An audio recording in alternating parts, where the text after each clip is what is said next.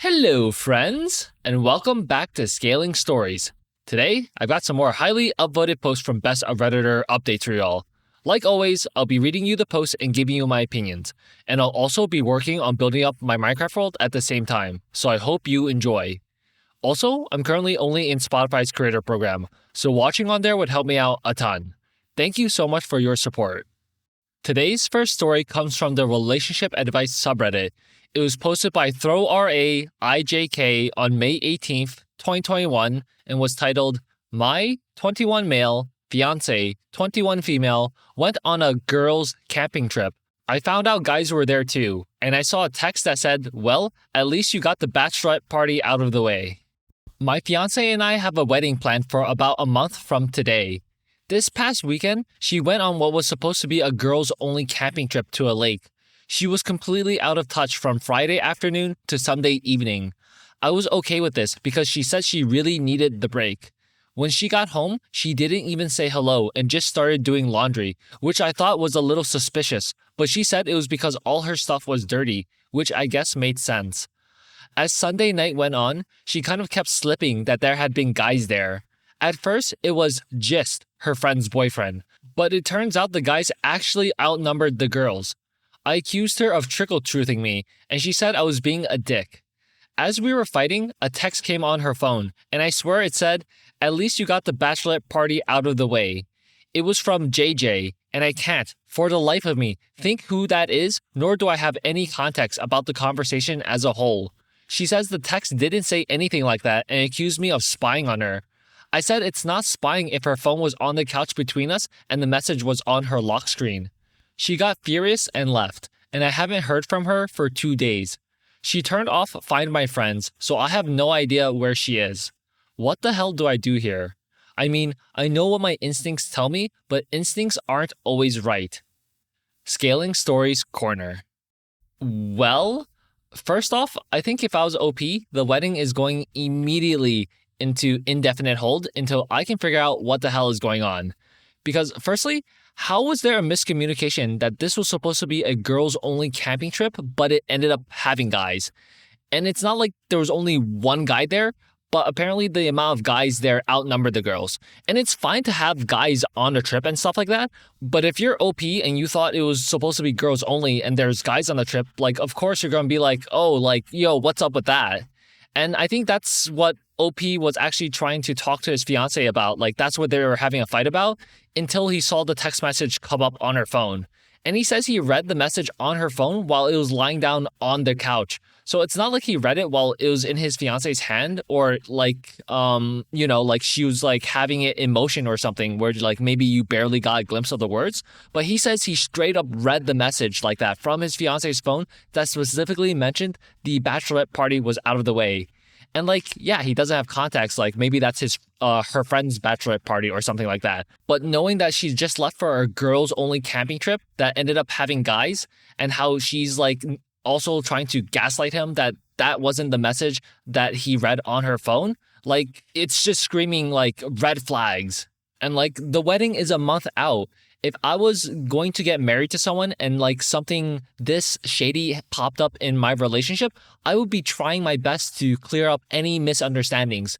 There's no shot I would disappear for 2 days without any communication if something did not go wrong, right? Like, it's just cooked. Like, I don't know if she cheated, but she's definitely lying. And trust is most definitely broken here. And you can't get married into that. Now, here are some of the top/relevant comments from the original post. Commenter 1 says, so, I'm not really sure what advice you want here because you already know. She trickle-truthed you, and you know where that phrase originated from and the type of people who use it. Cheater red flag 1.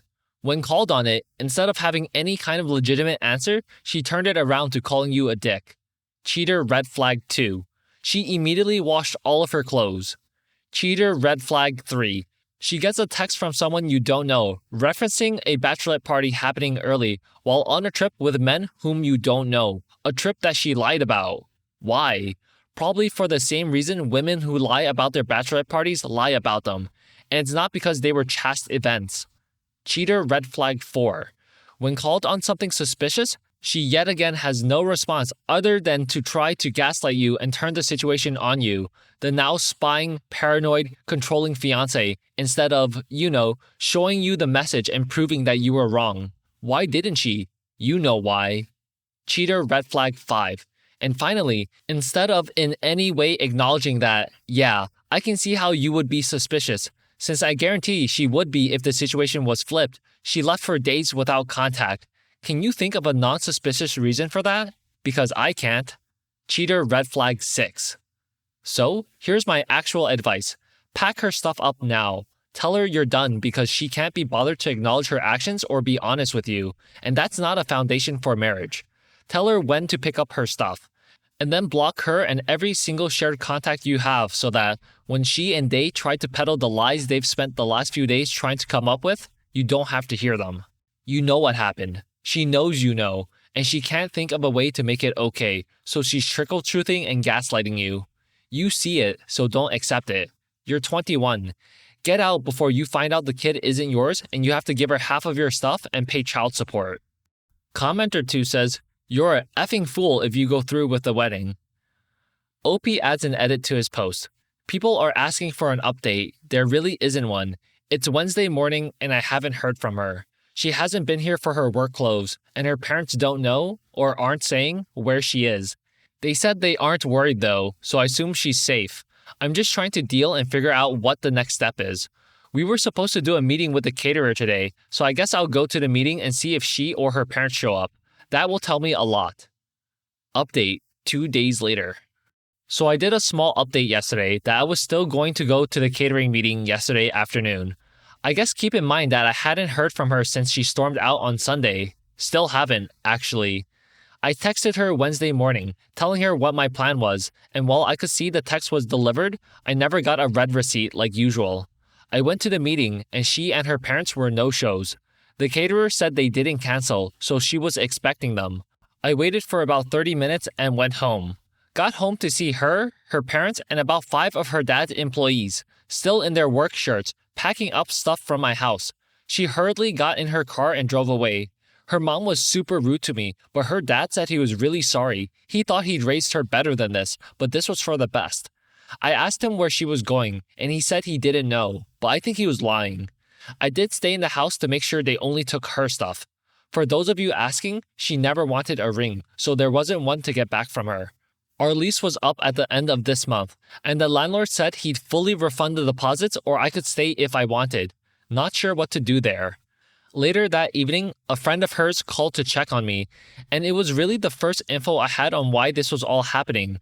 This friend was there, and I guess my fiancé really hit it off with some guy, and they spent the whole weekend at another campsite by themselves. Fiancé is not telling her friends anything either, but I guess I've been left for the camping guy. Have no idea. She hasn't responded to any texts or calls, and I don't even know how to find her if I wanted to. I know most people are going to say this is for the best. I know in my head they are right, but this hurts so much. I've been with her for 3 years now, and I thought we had a great relationship. We fought, but in a healthy way. Never in a million years did I think this could happen. I guess what makes it so hard is I don't even really know what happened. Even her closest friends seem to be speculating. If it was this guy, then that sucks. If it was a long-running problem she never told me about, that sucks too. I'm just really sad and in a state of shock.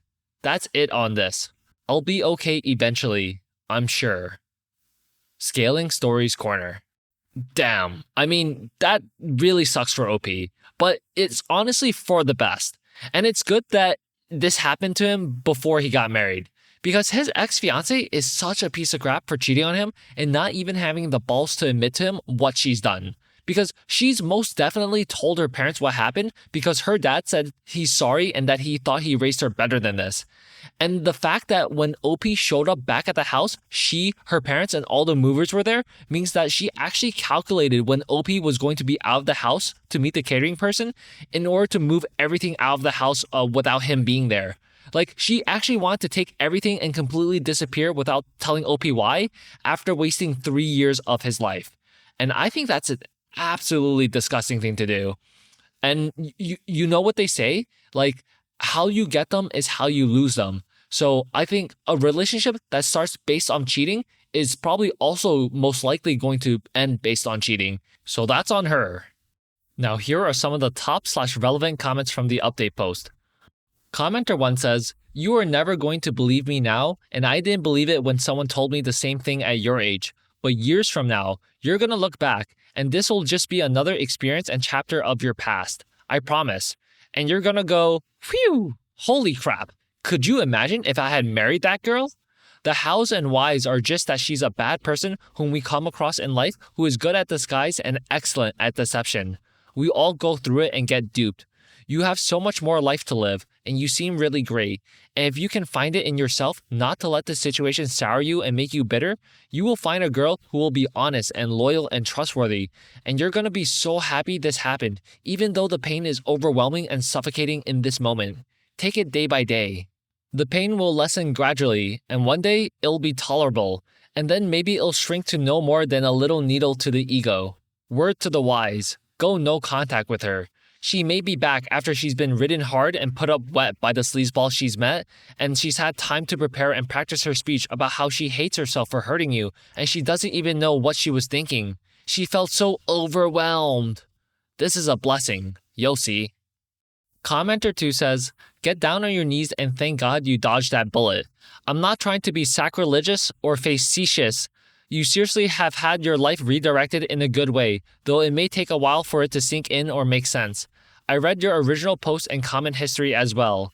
It's easy for us to say what we think on your post. You're the one who has to deal with the loss and healing process. But I guarantee you will look back on this soon and marvel that you came so close to entering into a train wreck of a marriage."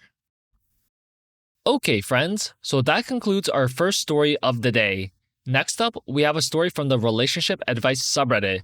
It was posted by throwraiwantmysnacks on August 10th, 2022, and was titled, "I got a fridge lockbox and it's destroying my relationship."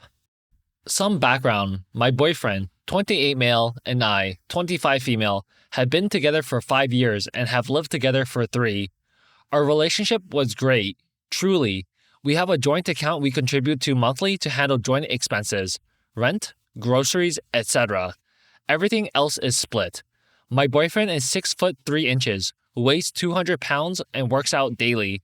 He eats a lot to keep up his caloric intake, which is fine, except for this one issue. We buy snacks, and he always eats my half before I can even get to it. Normal food and ingredients he's fine with, but if it's quickly accessible, I'll never get any. We argue, he apologizes, rinse and repeat. This is literally the only bad thing he's done. Seriously, in all other aspects of our relationship, he's respectful and considerate. Snacks are where all bets are off. Anyways, last week, I lost it after he finished an expensive cheese we had gotten that I was really looking forward to eating. It was all gone after an hour. I lost my crap. I didn't speak to him for a day and ended up ordering a fridge lockbox. After our next snack run a couple of days later, I divided each snack in half and locked mine in the lockbox. From his reaction, you'd think I was murdering puppies. He said it was disrespectful and controlling. How dare I keep food that he paid for from him? When I reminded him that my money went into it too, he screamed that he didn't give a F and then left. He slammed the door so hard that a picture fell off the wall and broke. He didn't come back until the next day, but that was to change for work and leave immediately. He came home late and went straight to the guest room. 4 days of this. I broke last night and asked him to please talk about it, and he said that he had nothing to say to me until I got rid of the lockbox. Honestly, I'm completely appalled at this reaction, and I'm genuinely worried he might be on drugs or having a mental break or something. This is the most irrationally I've ever seen a grown man react. He's ignored me only to randomly ask if I've gotten rid of the lockbox. I am not getting rid of the lockbox. We're supposed to renew our lease next week. I'm considering cutting my losses and just leaving. Is this relationship even worth salvaging? Is there anything I can do to solve this? He is refusing to communicate unless I get rid of the lockbox, which is not happening. Scaling Stories Corner. Nah, I don't think this relationship is worth salvaging.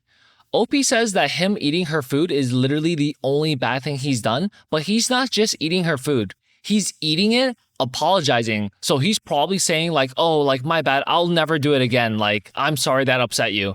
And then he does it again. So he's completely going against his word that he's going to change his behavior and do better. And he's consistently and constantly doing something that OP has communicated to him that upsets her. So his word doesn't matter at all.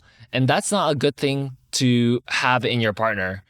And the guy is obviously furious that a lockbox was even implemented in the first place because it's like punishing a toddler who you repeatedly told not to do something, but they kept doing it.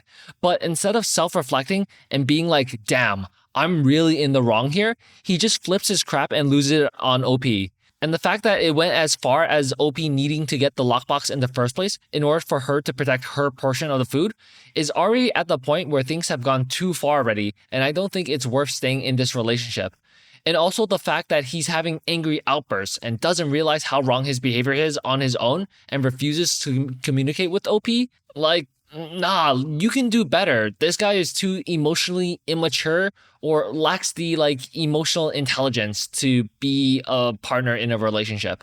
Now here are some of the top/relevant comments from the original post. Commenter 1 says, so what I'm seeing is that he isn't even a little sorry for pilfering all the snacks. If he were, he'd stop. Now, it seems like the man-child is pitching a full-on temper tantrum because you push back. Instead of saying, yeah, I'm kind of being a jerk, I can understand why you do that, he doubles down on his selfish behavior by pulling a silent treatment and this toxic temper tantrum. This is more than a food issue that's been kicked over. It's control and a deep-seated selfishness. I would bet you $1 and a donut that if you start rummaging around, you'd see there are a lot more selfish behaviors that you just don't fight back on. Commenter 2 says, entitlement is the root of abuse. Abuse isn't a specific checklist of behaviors. It's a moral framework where the abusive person feels entitled to the victim. OP, check out Why Does He Do That? There are free PDFs online. Be careful. Commenter 3 says, many couples have one person who eats more because they are taller or exercise more, and they can still shop together because one partner is not eating everything. His case is way too extreme. You can go 50-50 on some items, like staples and special dinners, but not everything, and definitely not snacks. It's like if Chris Hemsworth came to my house to eat every day. He would probably go through my weekly supply of food in 2 days. Update 2 days later. Hey guys, I don't know if anyone wanted an update, but here it is. A lot happened. My boyfriend kept staying out late and refusing to talk. So, I tried to talk to my boyfriend about the lockbox again, and I mentioned that I didn't think the lockbox was the real issue, but he was a brick wall and insisted that it's abusive and controlling to deny him food. I kept pushing, asking if he was on drugs or cheating. I said him flipping out over something so small and staying out at all hours was suspicious as hell.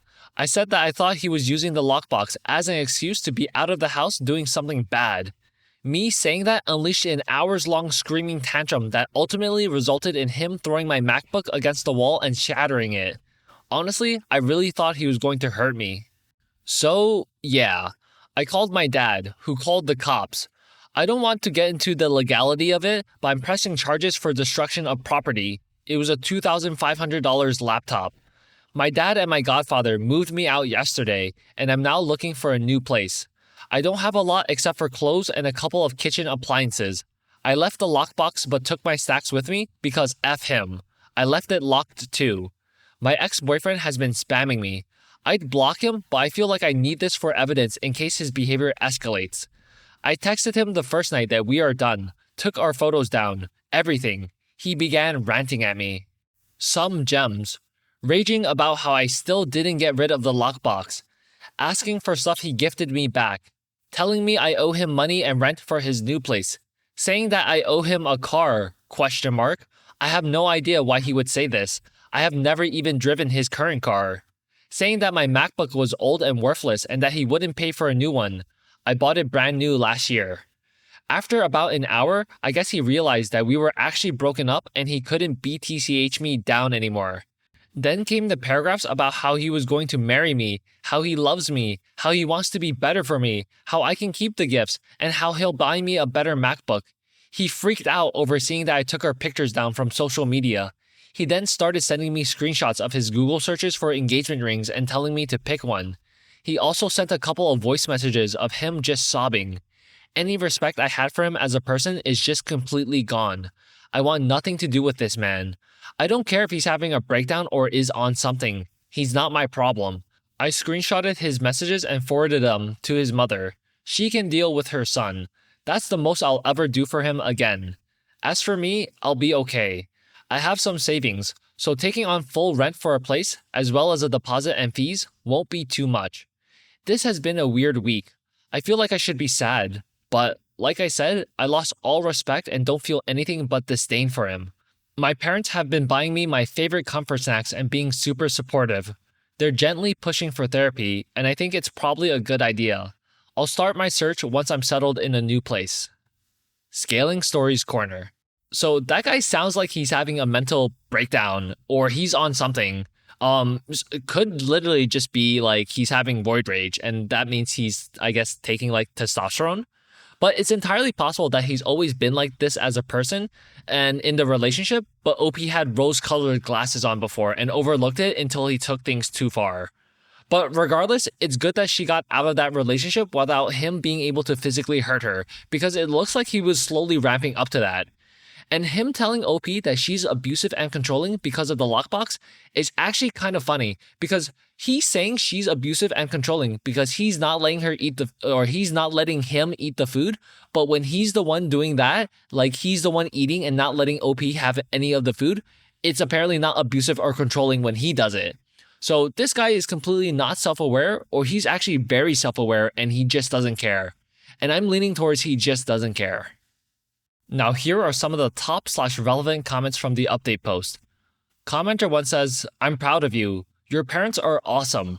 Relationships with boys like this can really mess with your mindset in the long run. You don't want to internalize his crappy treatment of you, and therapy can help with that." Commenter 2 says, "Sorry that it played out like this, but also glad that you stood your ground and will be moving on to a brighter future. Stay strong and good luck." Commenter 3 says, "Yeah, I wasn't sure how the story was going to end, but I was going to say that he's showing some very violent actions, which would have been cause for breaking up, but it looks like that's where the story went. So stand your ground and let him deal with the consequences of his actions, including the actions of continuing to eat your share of the snacks." It was quite easy and controllable to just say, "Look, we both bought the snacks. I eat this much, and I'm going to stop because I love my girlfriend, who's going to eat the other half." In fact, there's even the concept of saying, "I love my girlfriend so much that I'm going to eat only 30 or 40% of the snacks because I want her to enjoy the majority of the snacks." These kinds of ideas and concepts could have been something he did instead of getting mad, calling you names, and throwing your property and breaking it. Okay, friends, so that concludes today's video. Leave a like and comment down below to let me know what you thought of it, and I'll see you again tomorrow. Take care.